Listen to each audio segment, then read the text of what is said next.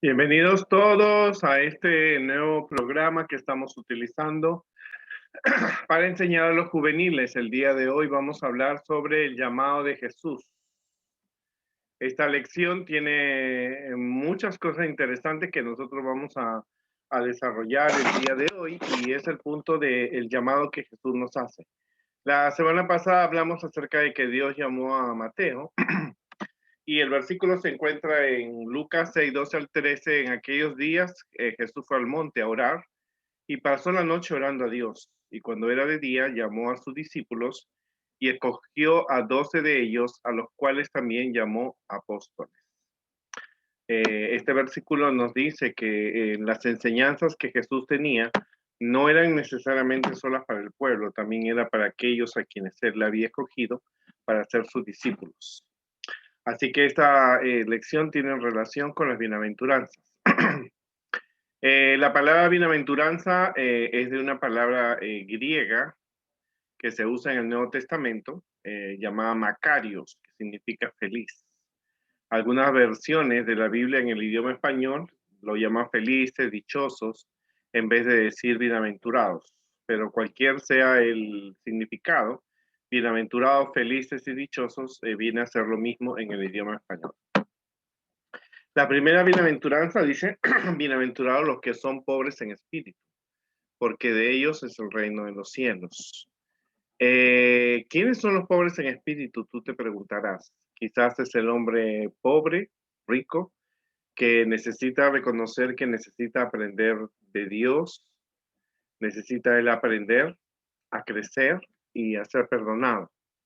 El que al sentirse pobre, desamparado, pone toda su confianza en Dios y acepta su voluntad. ¿Qué premio reciben estos? Ellos reciben el reino de los cielos. Pues al aceptar la voluntad de Dios, forma parte de su reino, ¿verdad? Estas personas no tienen, no se consideran personas que tienen un ego muy alto. Las personas que son pobres en espíritu no se consideran que son los mejores o que son superiores. Más bien son personas que dicen necesitan de Dios para ser buenos cristianos, ¿verdad? En el camino, en el trayecto en tu vida cristiana, tú te vas a encontrar con personas que se consideran ya superiores a otros porque nacieron en un hogar adventista o porque se educaron en una universidad adventista o porque se han leído toda la Biblia o tienen una maestría o un doctorado o quizás tienen un nivel social alto, ¿no? Los pobres en espíritu son las personas que pueden ser pobres o ricos, que necesitan ellos aprender a crecer, aprender de Dios, aprender a ser perdonados y toda su confianza no son puestas en su educación o en sus atributos o en su linaje o en su dinero, sino que ellos dependen de Dios. Los que comprenden bien que les es imposible salvarse y que por sí mismos no pueden hacer ningún acto justo son los que aprecian la ayuda que ofrece Dios. Estos son los pobres de espíritu a quienes Él llama bienaventurados. O sea, Jesús llamaba a sus discípulos a que sean pobres de espíritu. Quiere decir que ellos tenían que aprender a no depender de su fuerza, sino aprender a depender de Dios. Tú puedes ser fuerte en algunos momentos, pero nosotros tenemos que siempre aferrarnos a Dios, quien es quien nos dirige y nos ayuda a tener una vida cristiana porque imitamos a Cristo. Ahora, esta actitud era muy diferente a la mayoría de los escribas y fariseos. Ellos se sentían orgullosos, decían que tenían una instrucción eh, de Moisés por los grandes eruditos de aquella época y despreciaban hasta la gente de su propio pueblo. Y no solamente despreciaban a la gente de su propio pueblo, sino despreciaban a aquellas personas que no pertenecían al pueblo de Dios. Así que ellos estaban más, se consideraban ya sanos y santos, sanos y santos se consideraban ellos. Por esa razón no eran pobres, ellos se consideraban ricos porque inclusive decían que eran del linaje de Abraham, ¿no? Ahora, bienaventurados los pobres en espíritu también ha sido mal interpretado porque algunas personas creen que uno tiene que vivir en la pobreza, no tener más que una cama, un pantalón y una silla, ¿no? Esto se ha vuelto demasiado común y la Iglesia Católica, muchos de los franciscanos que han organizado, ellos al principio empezaron con una pobreza única. Solamente tenían una ropa, una cama, una silla y un pan. No podían tener más. Pero también esto se ha afectado porque hoy día existe la teología de la prosperidad, donde la gente vende, ¿no es cierto? Vende la salvación, vende cualquier otra cosa, ¿verdad? Para obtener beneficios. Se vende la rosa de Jerusalén, el aceite de los olivos, venden el agua del río Jordán, la sal de la tierra bíblica, y entonces la gente ofrece dinero para obtener un beneficio que no es el apropiado. Jesús nunca vendió nada, pero del tiempo antiguo siempre se ofrecía dinero para obtener un negocio. La religión no debe ser un negocio, ¿no? Luego existe, Jesús dijo, bienaventurados los que lloran, porque ellos recibirán consolación. ¿Cómo entender estas palabras cuando hay gente que llora? Que llora porque tiene hambre, que llora para controlar la situación, porque tú te vas a encontrar con personas que cuando se sienten rodeadas porque han sido acusadas o quieren librarse de un castigo, se ponen a llorar. Y esto sucede mucho, especialmente en las mujeres, que cuando se sienten rodeadas, que se han metido en un problema, empiezan a llorar, ¿no? Y eso es muy frecuente. ¿Quiénes son los que lloran? Los que lloran son aquellas personas que se apenan por el pecado y las injusticias y el sufrimiento de este mundo. Son los que ven indignos y pecaminosos al compararse con Jesús. Esto los lleva a arrepentimiento y a pedir perdón. Pero tú tienes que ser una persona que sufra cuando ves una injusticia, cuando ves discriminación, cuando ves sufrimiento, ¿no es cierto? Cuando escuchas que ha muerto 500.000 de personas en los Estados Unidos, tú tienes que ser una persona que sufra, que te duela, ¿verdad? Que te duela a ver que muchas personas han muerto sin conocer a Jesús. Estas personas que tienen ese sufrimiento, pero que buscan ayudar, porque no solamente decir, ay, qué pena, mataron a un niño, ay, qué pena, murió 500.000 de personas, sino que trata de ayudar a que esas personas conozcan de Jesús o que reciban alimentos a esos niños que están sufriendo o reciban justicia. Entonces uno tiene que actuar para ayudar, ¿no? ¿Y qué premio reciben estas personas que lloran? Consolación, porque sus pecados son perdonados o porque cuando termine el mal de este mundo, cuando Jesús venga por segunda vez, Dios va a consolar, curar y fortalecer a la persona que llora. Dios no desea que nos quedemos abrumados de tristeza, con el corazón angustiado y quebrantado. Quiere que nosotros alcemos los ojos y veamos su rostro amante. Nos ha amado con un amor grande, nos ha rodeado de misericordia y de ángeles. Podemos apoyar el corazón en Él y meditar a todas horas en su bondad. Él va a elevar el alma más allá de la tristeza hacia un reino de paz. O sea, las personas que lloran son aquellas que están tristes por todas las cosas que se ven en este mundo.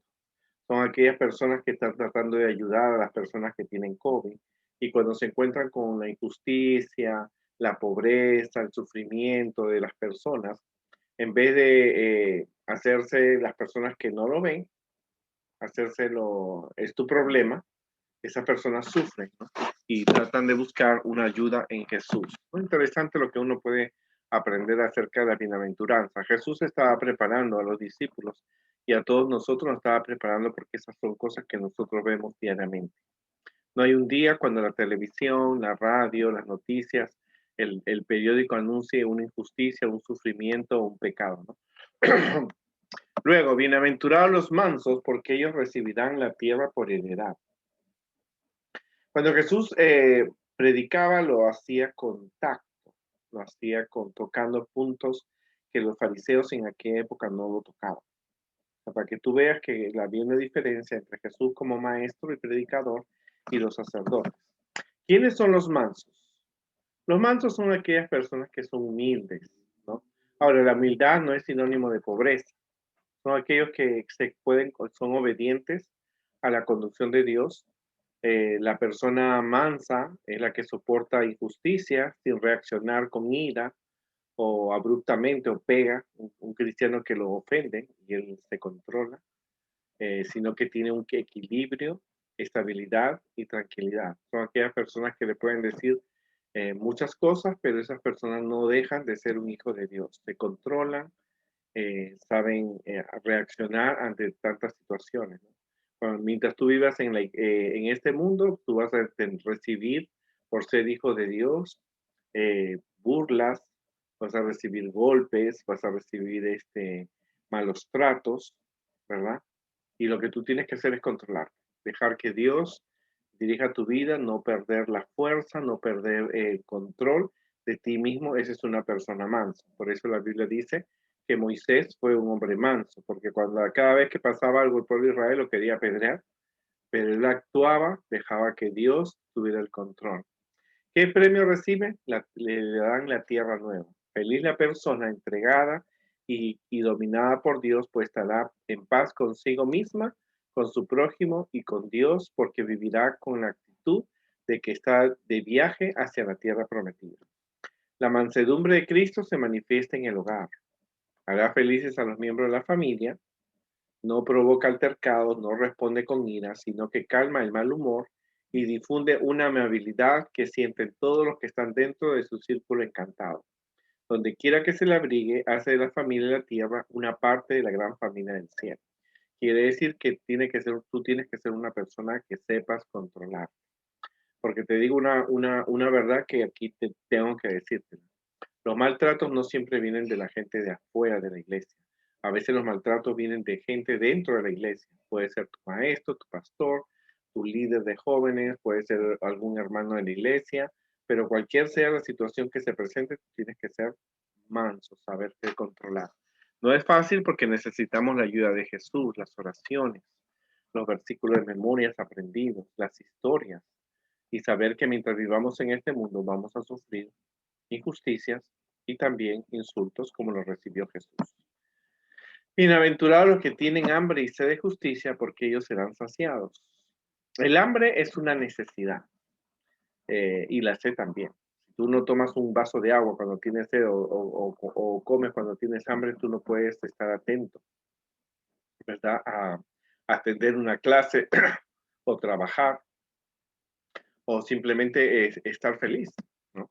¿Quiénes son los que tienen hambre y sed de justicia? Son aquellos que anhelan que Dios haga la justicia con la misma intensidad que el hambriento y el sediento anhelan tener la comida o el agua para salvar su vida. Son personas imperfectas, eh, fallan, son pecadores que están sintiendo hambre y sed de la justicia de Dios para tener el perdón y la justificación de los pecados, y son aquellas personas que necesitan escuchar de Dios siempre. Las personas que tienen hambre y sed de justicia son aquellas personas que están deseosas de que Dios responda a sus preguntas, de saber cómo es Dios, cómo ellos pueden tener una relación con Dios. Esto es parte de tu crecimiento. Tú tienes que ser una persona que tenga hambre y sed de justicia cada día para escuchar la palabra de Dios. Si tú no tienes hambre y sed cada día de escuchar de Dios o leer la Biblia, orar o hacer buenas acciones, entonces tú estás satisfecho con lo que has aprendido en el pasado, cuando uno necesita aprender de Dios cada día. Entonces, ¿qué premio reciben aquellas personas que tienen hambre y sed de conocer a Dios cada día, de comunicarse con Él con oración? Reciben en su vida el Espíritu Santo y entonces son personas que pueden controlar sus emociones, tener pensamientos positivos, pensamientos de amor, son cordiales, son tolerantes y se colman la vida de felicidad, ¿no? Entonces es necesario que tú seas una persona que tenga hambre y sed de justicia. Quiere decir que tú necesitas todos los días tener una relación con Dios a través del estudio de la Biblia, del folleto de la escuela sabática, a través de las oraciones. Yo no te digo que tú todo el día estés cantando y todo el día leyendo la Biblia. No, tú tienes que tener un tiempo donde tú puedas desarrollarte como persona, estudiar, relacionarte con tu familia, pero tienes que tener una relación con Dios para que Dios dirija tu vida. Bienaventurados los misericordiosos, porque ellos alcanzarán misericordia. Los misericordiosos, porque ellos alcanzarán misericordia. ¿Quiénes son los misericordiosos? Cuando tú eres misericordioso. Los misericordiosos son las personas que expresan el amor compasivo de Dios en sus vidas, ¿cierto? Son aquellos que actúan como Dios lo hace contigo. Si Dios te ha perdonado que tú robaras $100, ¿por qué tú no vas a perdonar a un amigo cuando te fallas si tú le fallaste a Dios? ¿Ok? Son personas que expresan lo mismo que Dios hace contigo. Pase lo que pase, aman con un amor trascendente y fiel en cada momento. Es un amor compasivo que salva, no condena a nadie. Ok, yo te perdono, pero no lo vuelvas a hacer, ¿verdad? Porque yo también me he equivocado. O alguien te pide una oportunidad, mira, dame una oportunidad. Entonces tú tienes que pensar y decir, bueno, Dios a mí me da oportunidades cuando yo le pido perdón, ¿por qué no le puedo dar a alguien una oportunidad? Un amor que no se agota nunca, un amor que se manifiesta haciendo el bien a los demás, ¿verdad? Tenemos que tener una vida que dé amor a la gente. Ahorita vivimos en una pandemia, hay muchas personas contagiadas a tu alrededor. Lo que menos esas personas necesitan es tenerles miedo y aislarse. Lo que esas personas necesitan es amor a través de palabras, versículos, cantos, predicaciones, por supuesto, darle comida, alimentos, atención y estar cerca de una llamadita telefónica. No necesitas estar visitando su casa para contagiarte, pero quizás una llamada, una publicación en Facebook, o un mensaje en WhatsApp a la persona que está sufriendo o que ha perdido un pariente muestra que tú eres misericordioso.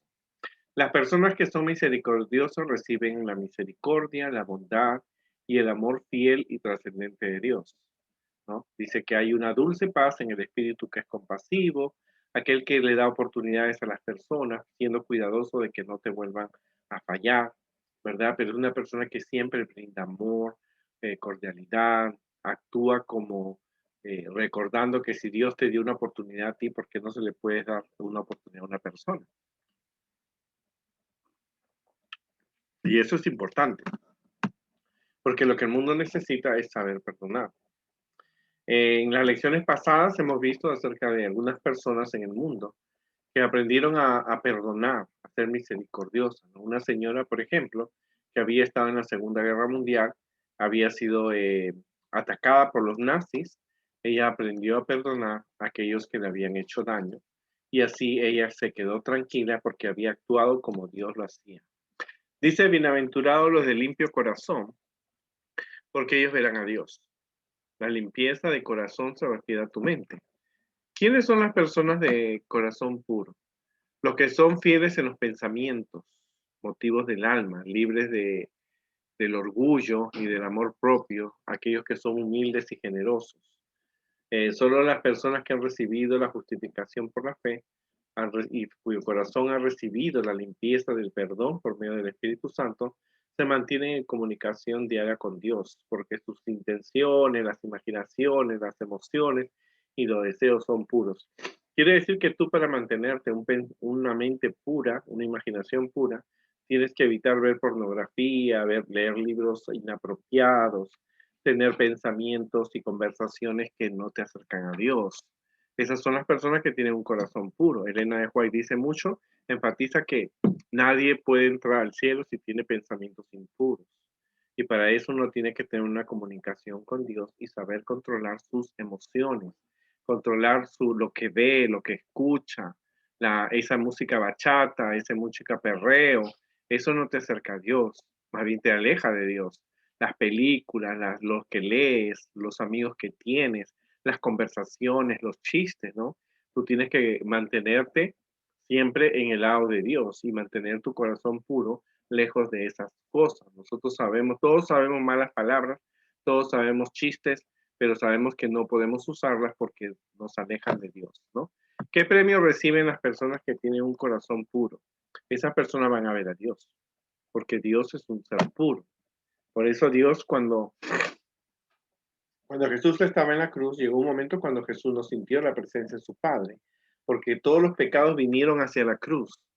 Todos los pecados del pasado y del futuro vinieron hacia Jesús y necesitaban estar allí para cuando Jesús muriera y su sangre nos diera el perdón.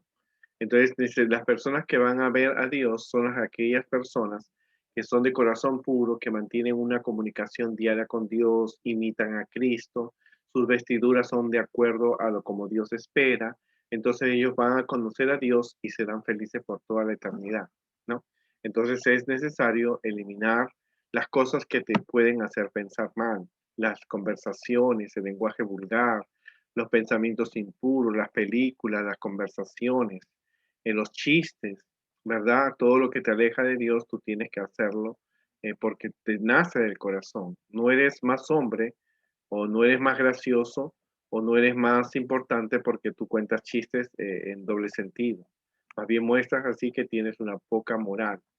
En una oportunidad estaba un general, creo que fue Napoleón Bonaparte, y un comandante dijo, yo quiero contar un chiste. ¿Acá no hay damas? Preguntó el comandante y le dijeron que no. Entonces voy a contar un chiste en doble sentido. Y entonces Napoleón Bonaparte le dijo, no, aquí no habrá una dama, pero hay un caballero.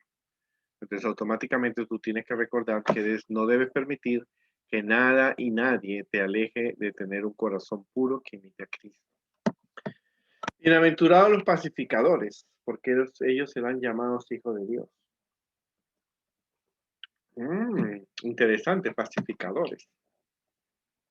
Vivimos en tiempos de guerra, en tiempos de violencia, en tiempos de muchas cosas que no dan la paz a las personas.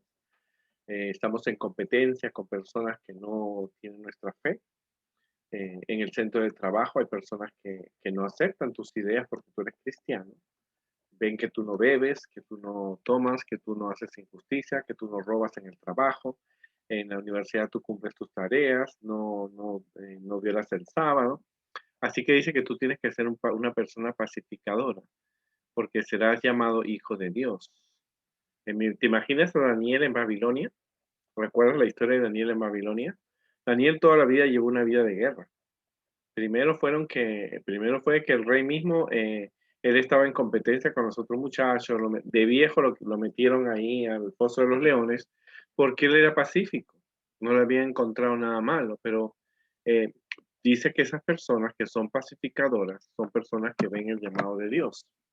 Los pacificadores son aquellas personas que siembran la paz.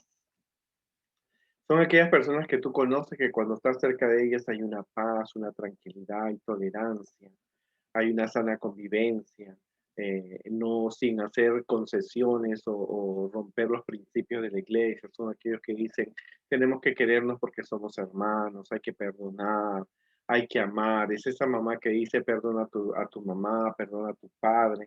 Son aquellas pacificadoras, ¿no? Aquellos que buscan la paz con Dios. Son los que se reconcilian con Dios, se reconcilian consigo mismo y buscan reconciliar a sus semejantes. Son aquellos que le dicen, vecina, no pelee con la otra vecina, somos amigos, vivimos en el mismo vecindario, tenemos los mismos problemas, nada sacamos peleando unos con otros. Esas personas son pacificadoras y Jesús quiere que tú seas una persona pacificadora.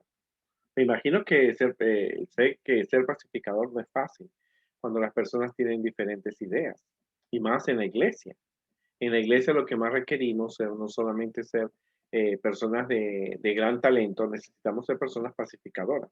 Es por eso que es importante que una persona siempre sea pacificador.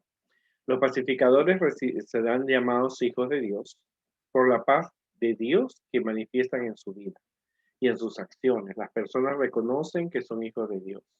Como te digo, son aquellas personas que tú conoces en la iglesia, que son tan buenas, te saludan, te aconsejan, si hay un problema apoyan, animan a que la gente se lleve bien con otros, ¿verdad? Y son personas que dejan buenos recuerdos, ¿verdad? Tú te puedes recordar más de esas personas que realmente han sido buenas y pacíficas que aquellas que son odiosas y antipáticas, ¿verdad? Pero tenemos que amar a todos. Tenemos que aprender a vivir en una comunidad. Y es una de las cosas que nosotros tenemos que aprender, que no pensemos que todas las personas de afuera son personas buenas. Hay personas que también tienen un carácter, una crianza, tienen estilos de vida, tienen pensamientos propios, pero tenemos que aprender a llevarnos bien con ellas sin romper los principios de nuestra iglesia y manteniendo la paz en el vecindario. Y más si estás en una iglesia. En una iglesia a veces hay muchas personas Muchas familias que luchan por el poder de controlar toda una iglesia y tú tienes que estar siempre del lado de Dios. You need to follow Jesus. Tú tienes que seguir a Jesús. Jesús es quien te sigue y tú tienes que ser una persona pacificadora. Luego dice, bienaventurados los que padecen persecución por causa de la justicia, porque de ellos es el reino de los cielos. ¡Wow! ¿Quiénes padecen persecución? Es una palabra bien importante. Las personas que padecen persecución son aquellas que sufren dificultades por la religión, por sus creencias religiosas y de su forma pura de vivir, guardan el sábado, preservan las virtudes, defienden el matrimonio bíblico, defienden la libertad de conciencia, se oponen a los matrimonios homosexuales. Son aquellas personas que realmente tratan de vivir la vida como Dios quiere en la Biblia, pero se oponen. Por ejemplo, tenemos a Juan el Bautista. Juan el Bautista le dijo al rey Herodes, tú no te puedes casar, estar con Herodías porque es tu cuñada. Le has quitado la esposa a tu hermano. Entonces son aquellas personas que por sus creencias, por sus predicaciones, por su estilo de vida, son aquellas personas que realmente son perseguidas, porque ahí lo mandaron a una cárcel. Ahora tú tienes que darte cuenta que Juan el Bautista lo tuvo que decir porque era un pecado público. Ahora los sacerdotes y saduceos y fariseos no lo hicieron porque no querían perder la amistad con el rey. Pero honestamente cuando es un pecado público se tiene que decir, ¿no? Algunas de estas personas no solamente son eh, perseguidas por personas de afuera, sino hay personas que a veces cuando han aceptado ser adventistas del séptimo día, amar a Jesús, su propia familia se les pone en contra, los echan de la casa. O también puede ser personas por la sociedad misma, a causa de su fe, ¿verdad? Una de las personas que más perseguida fue en el tiempo de los nazis fueron los judíos porque ellos eran diferentes. ¿Verdad? Ellos, aparte de eso, había una ideología y ellos fueron perseguidos por matar a Jesús, ¿verdad? Pero realmente las personas que son, en todos los tiempos han habido personas que son perseguidos por mantenerse leales a Dios. Tenemos a David que fue perseguido por el rey Saúl. Tenemos a Pablo mismo persiguió a los cristianos. Entonces, en todas las épocas han habido personas que han sido perseguidas y Jesús te está enseñando a ti que en el futuro también pueden perseguirte a ti por guardar el sábado. Y esto no es un secreto. La iglesia por más de 150 años ha predicado que va a haber una ley dominical donde se va a perseguir a los que guardan el sábado, o sea, a ti y a mí. Entonces, ¿por qué te van a perseguir? Porque tú te mantienes del lado de Dios, ¿no es cierto? Uno tiene que, pero cuando tú estás sufriendo esta persecución, tú tienes que continuar predicando el Evangelio de Cristo, porque realmente tú eres una persona feliz porque estás haciendo, obedeciendo el Evangelio de Cristo, que es guardar los mandamientos, en especial el cuarto mandamiento. A nadie se le ha dicho que no iba a pasar tribulación, a nadie se le dijo que no por ser cristiano, por ser adventista, no se te va a perseguir, no se te va a tratar mal, no. Más bien es en esas pruebas y persecuciones tú tienes que realmente ser un fiel hijo de Dios, ¿verdad? Eh, cuando Juan el Bautista, todo el mundo esperaba de que Jesús libertara a Juan el Bautista. Y Juan el Bautista le cortaron la cabeza como tuviste en las lecciones anteriores. ¿Por qué? Porque él fue una persona perseguida. Ahora, ¿por qué? La pregunta es, ¿por qué Juan el Bautista no fue libertado por Jesús? ¿Acaso Jesús no podía haberlo libertado? Por supuesto. Jesús de donde estaba puede haber dicho, vaya una legión de ángeles y sáquenlo de la cárcel, y Juan el Bautista hubiera sido salvo.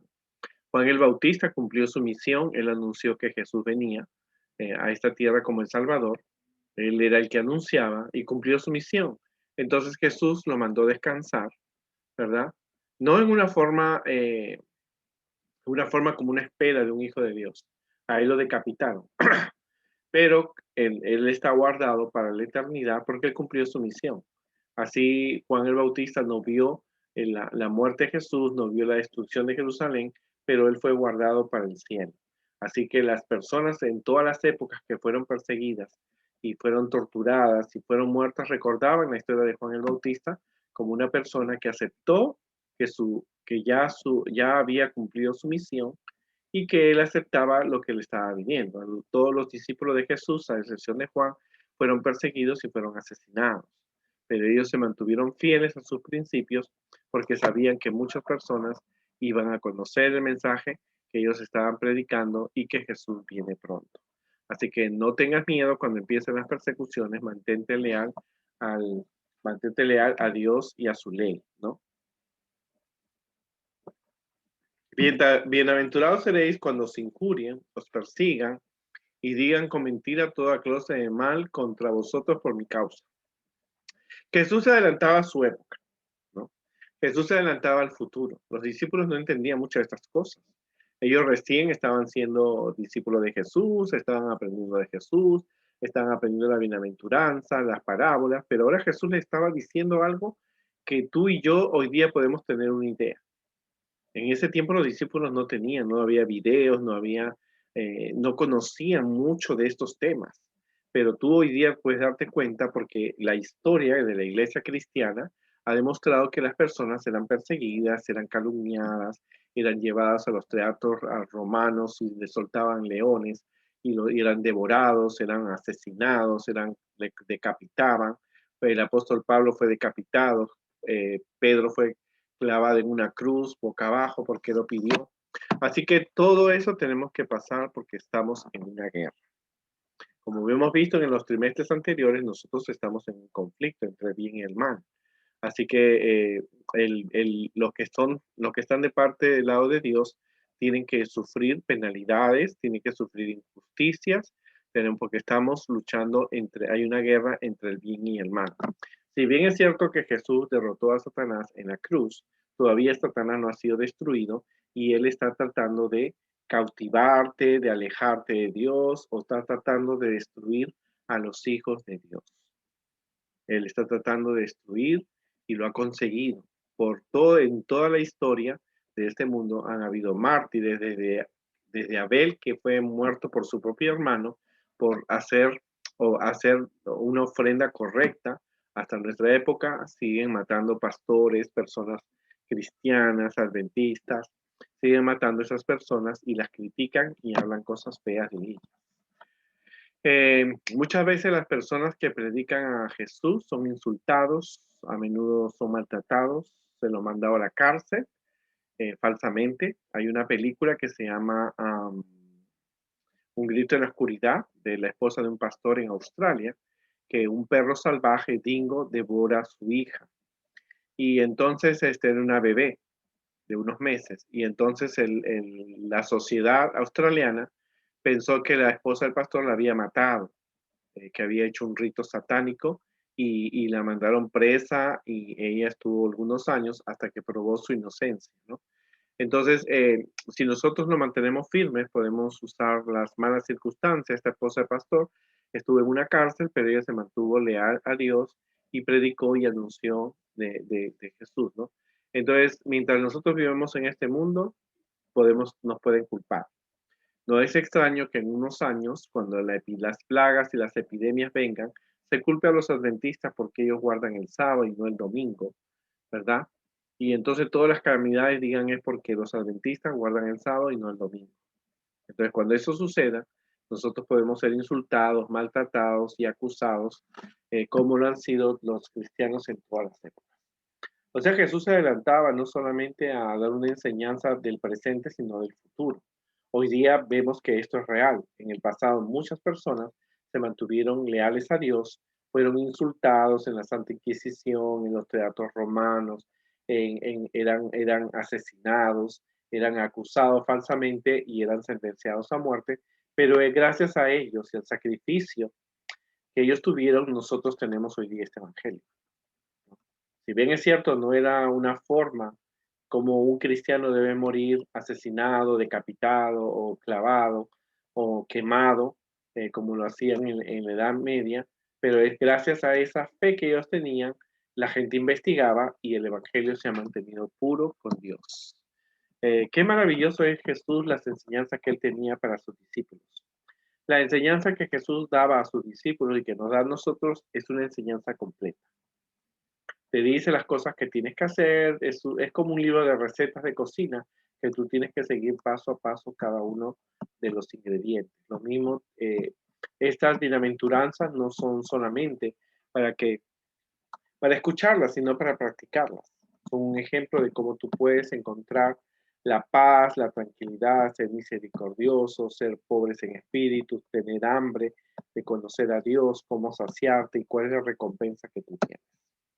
La bienaventuranza, el término era Macarios, que significa ser feliz. En español se utilizan tres palabras que son felices, dichosos, bienaventurados, pero cualquier sea la definición que tú te sientas más cómodo. Es la definición que te hace a ti pensar que Jesús, cuando hizo el llamado a sus discípulos, que esta bienaventuranza no fue solamente para el pueblo, era especialmente para ellos, los discípulos, y para nosotros, porque somos discípulos de Jesús, porque seguimos a Jesús. You follow Jesus. Tú estás siguiendo a Jesús, es porque tú tienes que asumir tu responsabilidad. Estamos viviendo en los últimos tiempos. Por lo tanto, tenemos que pasar. La iglesia adventista ha predicado por más de 150 años que va a haber una ley dominical donde nosotros tenemos que ya desde ahora predicar al mundo que Jesús viene y que debemos guardar el sábado. La gran controversia será por guardar el sábado y por el domingo, pero nosotros tenemos que mantenernos leales a Dios. ¿Vendrán problemas? Sí, los problemas van a venir dentro y fuera de la iglesia. La comunidad se pondrá en contra de nosotros, aún dentro de la iglesia, hermanos nuestros. Pero tú tienes que ponerte del lado de Dios. Jesús dio las bienaventuranzas para que tú las medites, las memorices, las repitas, las comprendas y las practiques en tu vida diaria.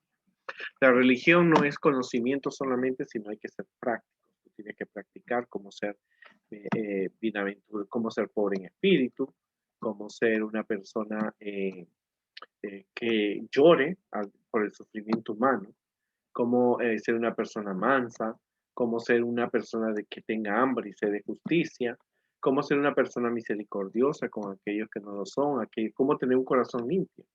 O sea, todo es práctica, todo es para que tú empieces a cuidarte y a cuidar el ambiente donde tú te desarrollas.